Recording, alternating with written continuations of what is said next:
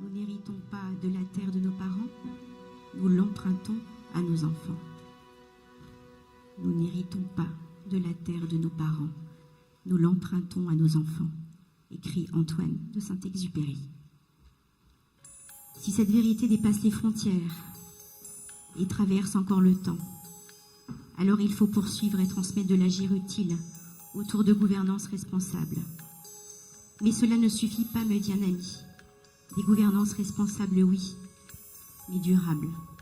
Il n'est jamais simple de chatouiller l'exercice du pouvoir, mais débattre pour une mondialisation plus humaine est un impératif. Promouvoir une économie au service du bien commun, une priorité. Rappeler l'urgence d'une maison qui s'enflamme, une nécessité. Canada, Belgique, Allemagne, Bulgarie, Afrique, Liban, Suisse, États-Unis. Certains d'entre vous sont venus de loin. Et si c'était cela, Happy Golf Day? Un métissage unique, une épidémie positive, un concentré de vérité à polliniser. Et si c'était ça, Happy Golf Day? Un pas de côté, une expérience nouvelle, un laboratoire vivant pour agir, impacter positivement la gouvernance de nos instances, penser l'entreprise de demain et notre rapport au monde. Il n'y a pas de hasard. Qu'importe votre terrain de jeu, vos projets, vos boussoles, vos parcours, vous avez fait le choix d'Happy Golf Day. L'idée, c'est de basculer vers les technologies vertes et aussi les technologies numériques. Il faut du numérique pour améliorer les technologies vertes, c'est ce qu'on appelle l'efficacité énergétique.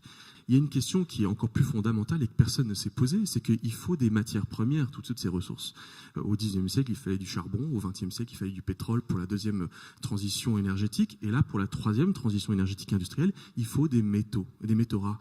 Et donc la question, c'est comment allons-nous nous répartir le fardeau écologique humain de l'exploitation de ces ressources?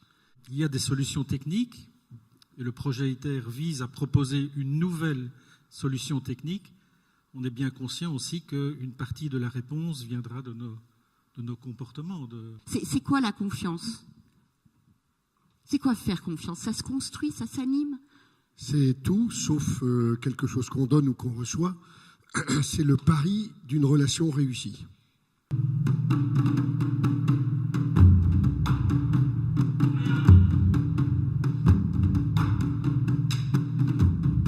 Moi, j'ai essayé de donner le meilleur de moi. Et quand j'ai commencé à donner le meilleur de moi, la nature m'a renvoyé le meilleur. J'ai découvert qu'en état de grande vulnérabilité, on est dépendant des autres. Et que l'autre devient précieux, quel qu'il soit, où qu'on le soit.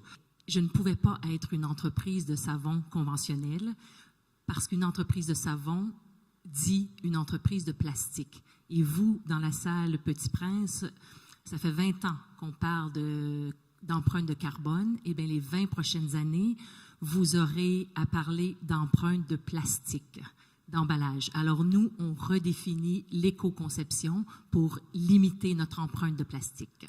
La répartition de la population sur la planète est en totale inadéquation avec les capacités de production.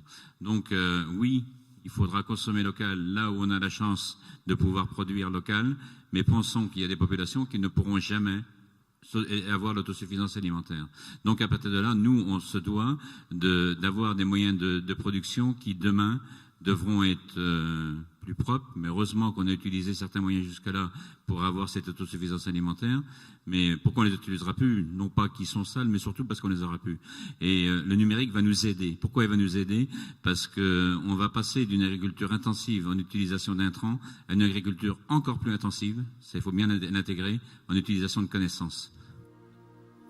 Au fur et à mesure que nous laissons briller notre propre lumière, nous donnons inconsciemment aux autres la permission de faire de même.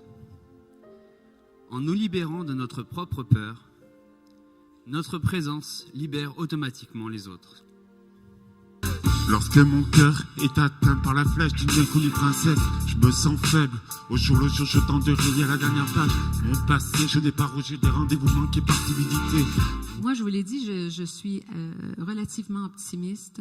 Grâce à ce choc des idées qui nous vient de cette nouvelle génération qui en a un peu marre de ce que nous avons vécu, ma génération, consacrés totalement au travail, à la performance, à des horaires qui n'ont pas d'allure, avec une conciliation travail-famille qui est difficile, une gestion de la diversité dans nos organisations qui est totalement imparfaite, même si on avance un peu, même l'égalité homme-femme, c'est long, c'est long. Alors, mais les jeunes nous bousculent actuellement. Ils ont un sentiment d'urgence, avec raison.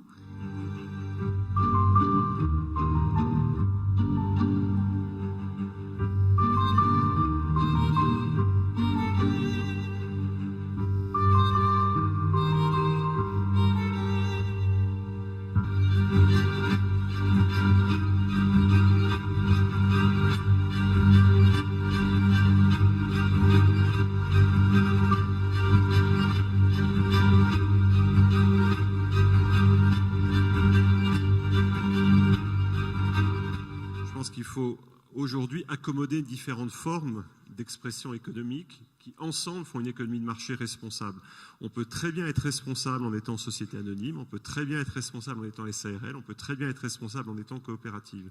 Et je ne crois pas qu'il faille rentrer dans le petit jeu d'opposer tel ou tel modèle à tel ou tel modèle.